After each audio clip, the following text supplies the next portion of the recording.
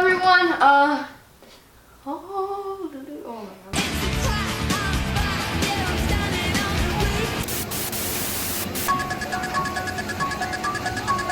Hello everyone. Welcome to another movie review. Another Horror Coasters movie review. Tell them what we went to see last night. We went to see Annabelle Comes Home. Went to see Annabelle Comes Home.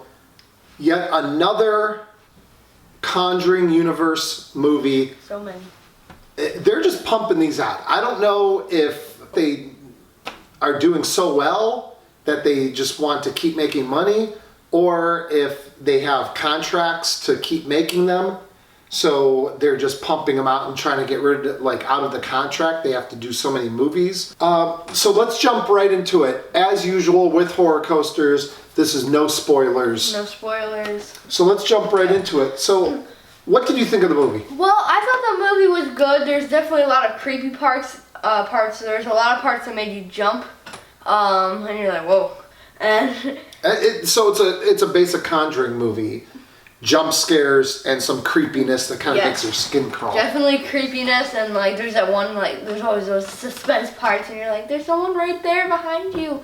But it's definitely really creepy, not gory at all. There was one part that had a werewolf that I thought was really dumb. I mean, I think werewolves are cool and all, but it didn't fit in with the movie. When I first saw that part with the werewolf, I thought it was just cheesy.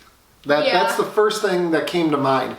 And after the movie, we both said, while we were watching the movie, we were hoping that it would just be like an imagination or something. Yeah, where might have been. The guy was just imagining the werewolf.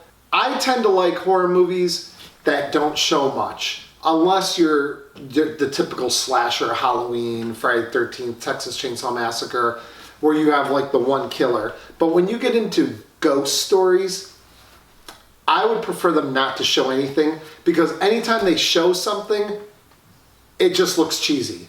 Like when they finally showed the Blair Witch, I thought it looked cheesy. I preferred not to see the Blair Witch.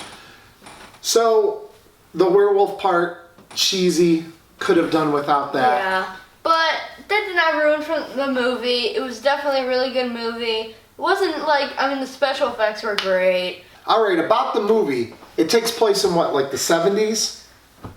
So I don't think they really said anything. He says they didn't say anything about the 70s. They did. But you could tell by the look of the clothes and by the look of the houses and furniture that it was the 70s. So 1970s, the Warren family, Ed, Lorraine, and Judy Warren, are a family they're a family of psychics that have dealt with demon possession and all sorts of stuff.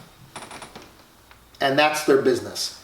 Judy, played by McKenna Grace, she's the daughter. She knows what her parents do, but she doesn't fully understand what they do. Yeah. She's a little psychic like her mom, that's played by Vera Farmiga. He doesn't even know these names. Don't listen to him with any of these movie stuff, because he doesn't even know the names. Look right here.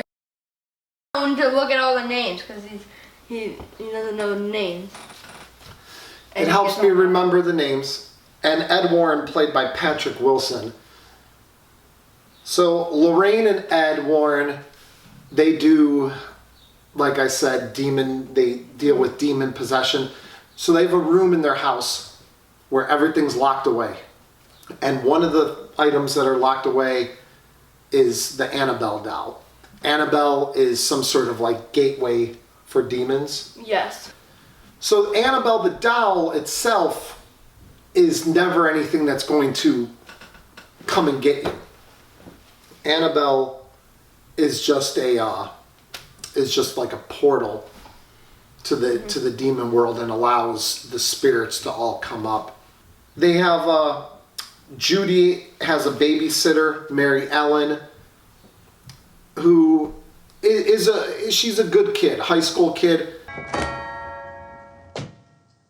Can I play with Annabelle? I think you have the wrong house. There's no Annabelle here. Yes, she is.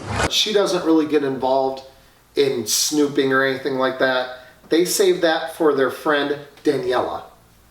Daniela recently lost her father, so she's very interested in this family because she knows that they deal with the afterlife. So here her character comes in, and she's the one that releases the demons. As you see in the previews, Daniela goes into the room, opens the IKEA case that looks like. So Daniela is the character that snoops in everything. She has something. She has the purpose. She wants to contact her father. She feels responsible for his death, which I thought that was a reasonable enough. That was believable enough. A grieving teenager who felt responsible for her father's death, that's looking for any way to get in contact with her father. So I think the story was believable. It wasn't just shoehorned in there, a reason why Annabelle got loose. I think that part was really good. And they just, the characters, just generic characters, because as we know in horror movies, the characters are secondary. The important characters are Annabelle and the demons and Yes. Freddy Krueger, and those are the important characters, not the people that are dying or being possessed or whatever. You can take them or leave them, right? Yeah. But I walked out of this movie theater. And I was like, that was pretty good. I didn't think it was the greatest movie ever. I thought it was pretty good. There's definitely a lot of creepy parts, like I said, and if you want to be like scared, that's definitely a good movie. No gore, so if you don't like bloody scenes, but you like to be scared, this is definitely the movie for you. Exactly, if you're sensitive to that, because a lot of people like scary movies. Yeah, but don't really. But they like don't want to see blood. people's heads being chopped off, and Yeah. like in the last movie review that we did for the new Child's Play, there's some pretty gory scenes. Yeah. And so if that's not your bag, you're more into the supernatural. That I would say. I would definitely recommend this movie.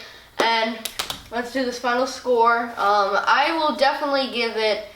I would give it a 7.5. I think it was a great movie. Definitely recommend it. I'm going to go 8 with this one. I'm going to go 8 just because I like the whole Conjuring series. I think they do a good enough job with it. I wouldn't wait for this to come out. But that wraps up this review. Definitely go see it. No gore, a lot of scary parts, and yeah. All right, like, share, subscribe. Turn that bell on for notifications every time we make a video, and yeah, so long!